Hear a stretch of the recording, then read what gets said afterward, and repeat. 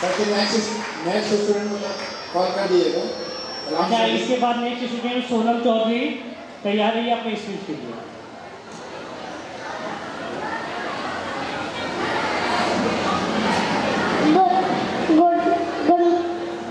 Good afternoon.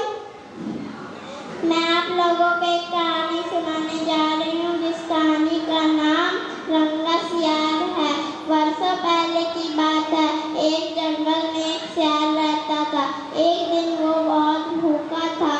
भूख से बेहाल वो खाना ढूंढते ढूंढते एक पास के गांव पहुंचा और रास्ते में कुत्तों का एक झुंड उसके पीछे पड़ गया। वो अपनी जान बचाकर एक धोबी के घर में घुस गया और वो छुपने की जगह ढूंढ रहा था। तभी उसका पैर फिसला और वो पानी के डब में गिर गया और फिर कुत्तों का झुंड उसे ढूंढते ढूंढते वापस चल गया। फिर थोड़ी देर बाद वो सियार डब से बाहर निकला और फिर अपने सामने लगे हुए शीशे में अपना चेहरा देखा। अरे, फिर उसने बोला, अरे ये क्या, वो तो पूरा नीला हो चुका था। फिर वो घबराकर जंगल की ओर भागा।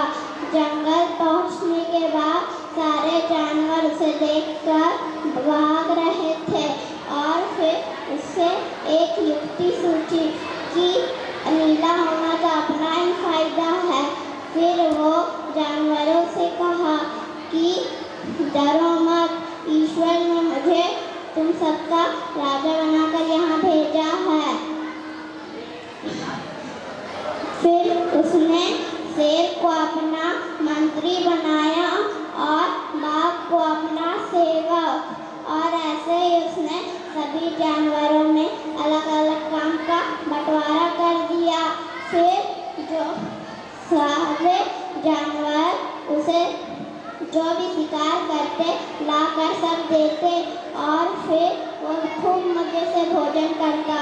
और एक दिन सियारों का एक झुंड जंगल से होकर जा रहा था। तभी वो अपने आदत से अनुसार हुआ की आवाज निकालने लगे और फिर रंगा सियार भी खड़े होकर हुआ करने लगा। और फिर सभी जानवर समझ गए कि वो ईश्वर का कोई भूत नहीं है बल्कि साधारण सियार है। और फिर सभी जानवरों ने उसे जंगल से खदेड़ दिया। और इस कहानी से हमें ये शिक्षा मिलती है कि झूठ अधिक देर तक छिप नहीं सकती है और हमें कभी झूठ नहीं बोलना चाहिए। बहुत अच्छा। इस बच्चे के लिए एक बार सभी जोर से ताली बजाइए, क्योंकि इस बच्चे ने अपनी एक छोटी सी कहानी से बहुत ही अच्छी सीख दी है कि झूठ का अस्तित्व अधिक समय तक नहीं रहता। झूठ कुछ दिनों तक तो चल सकता है, लेकिन वो चिरकाल तक कभी भी नहीं चल सकता। इसीलिए हमें कभी भी मिथ्या वचन से बचकर रहना चाहिए और सर्वथा जितना उचित हो सत्य का साधन अपनाना चाहिए।